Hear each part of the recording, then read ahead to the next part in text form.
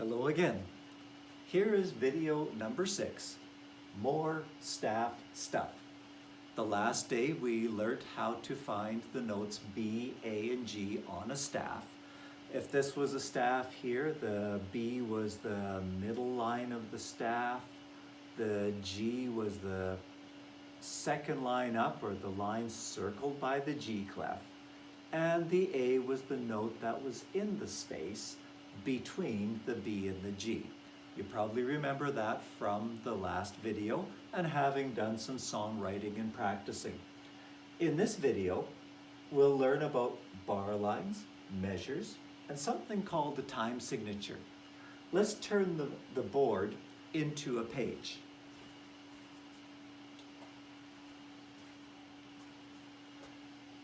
This page that's coming up on the board is one that has been supplied to you as a printable version, and our school is licensed to use this page because we have something called Sound Start by Apro Publishing. Please do not send these pages to other people because they might not be licensed to use it, so please print this for use in your own home and to go along with these videos. So staff songs number 1. Here is material from our last lesson. You'll notice that here is the note G, and there it is on the same line as the G clef. You'll notice that the note is a circle and it has a stick attached to the circle. We'll talk more about the sticks in a minute, but when you see a note like that, go by where you see the circle. So in this case, the circle is on the same line circled by the G clef. So there's a G. Here's a B. There's the circle in the middle of the staff, 2 lines above it, 2 below. So there's our B from the last lesson. And it looks like we have lots of A's here in the space between the G line and the B line. So here are 3 examples that use the notes from the last class. Let's play these 3 together. I'll get my tenor recorder out. There it is. And get ready right here. So put your thumb on the back, left hand, 2 fingers, and I guess you don't have to move anything because the 3 notes are the same.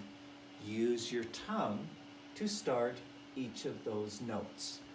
1 beat each. So it'll be ta, ta, ta. Let's play them. Ready? Here we go.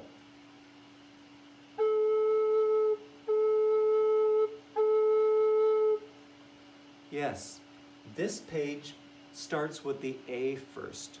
I think we did the G first on our lesson, but oh, there comes a G in this one. Here comes an A. Go down to the G by adding a finger and then taking it off again. Ready, set, here we go.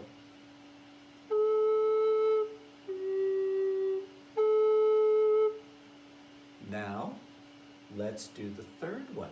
Let's do the A, go up to the B, and back down. Ready? Here we go.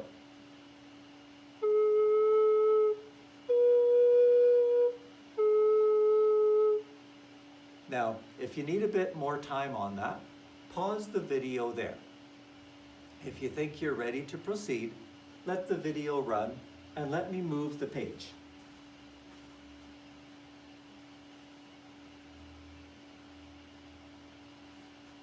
The first 2 songs on this page are called Looking Down and Looking Up. But you'll notice that now we have a lot more notes written on the staff, but again, they're either G's, A's, or B's.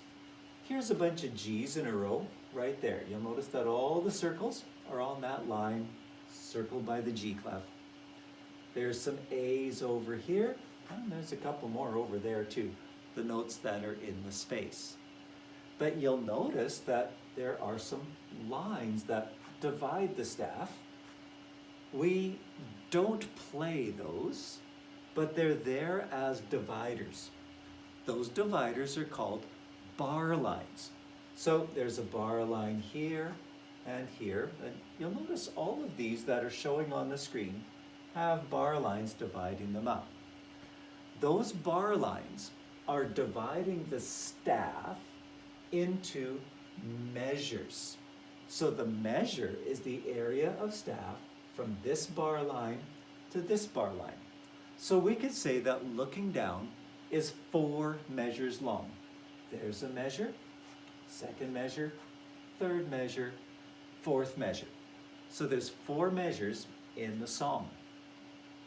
The reason we have bar lines and measures is it divides the song into groups of beats. It looks like each measure contains 4 beats worth of notes. Let's think back to your earlier days when you learned about ta, ti, and res, and how each of those was worth 1 beat.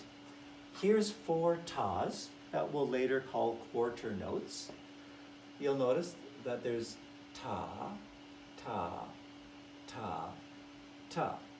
4 beats there. Remember that TTs are 2 quick sounds sharing a beat. So this is 1, there's the second beat, there's the third, and the 4th beat is a rest. Yes, rests count as beats because they still take up time. So each measure, if you try to count it, contains 4 beats. And we could count the notes to figure that out, or we can look at the beginning right here. That's the 3rd word I had on the board, the time signature. The time signature tells us how many beats are in each measure. The top number tells us that there's 4 beats in each of these groups or measures. The bottom 4 is there to tell us that the top or the quarter note gets the beat. So in other words, these guys right here. So when we're playing these songs, we're using beats and rhythm, as well as using the circles to tell us how high or low we're playing the notes on our instrument. Let's do the rhythm first. Say with me the tas, the TTs, rests as they come along.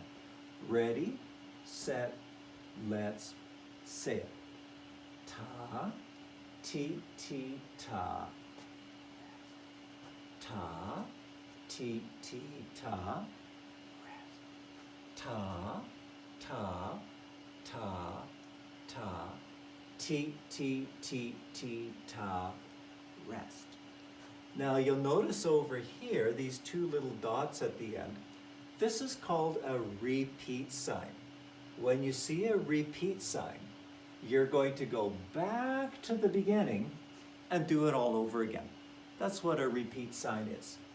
So now if we take this ta, ti, ti, ta, and whisper it, ta, ti, ti, ta. And if we whisper that into our recorder, we'll end up tonguing that rhythm. So this is what this will sound like.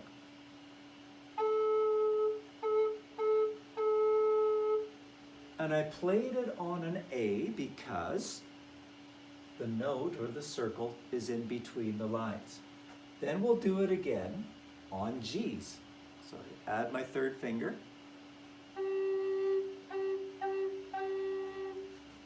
Then after that, oh, they didn't print any A's or G's above the staff. That's where we need to look at where the circle is to help us determine the note. I think there's a couple of A's. Then you'll notice the circle moves down a bit to where the G is there. So watch out for A's and G's right here. Let's play this one together. Let's start here. Get your A ready. 1, 2, here we go.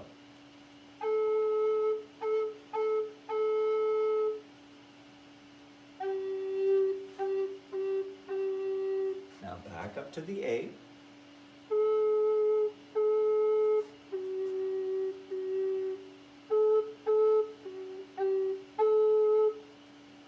Now back to the beginning.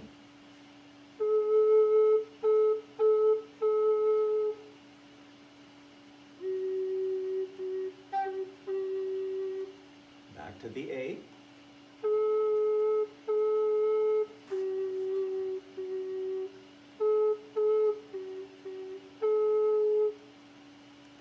So that's how you'll read the rhythms and also play the correct note on your instrument at the same time. Let's try this with looking up. There's your ta, ti, ti, ta, rest. That rhythm is there. It starts on an A because the circle is between the lines, but it goes to a B instead because again, the circle is in the middle of the staff. You have your 4 measures in this song with a repeat sign. And again, if you didn't want to count the 4 tas, the time signature is giving us that information. So let's start together and let's play Looking Up. Ready, set, here we go.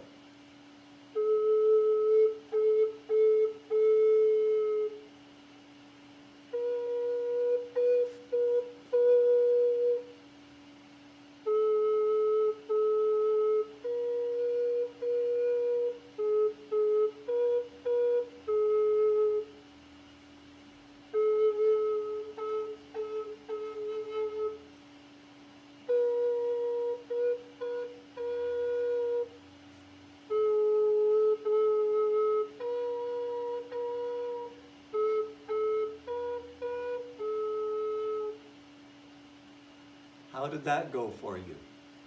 Well, if you wish to print off this page, remember, just for your use at home, there are other songs that you could try here at the bottom. Take your time to figure out which notes you're supposed to play using where the circle is. Put down your recorder and try clapping or saying the rhythms, and then try putting it together. When you call up video 7, it uses this page with some background guitar that you could play along with the guitar. So I picked up the guitar for that part and will play along with you.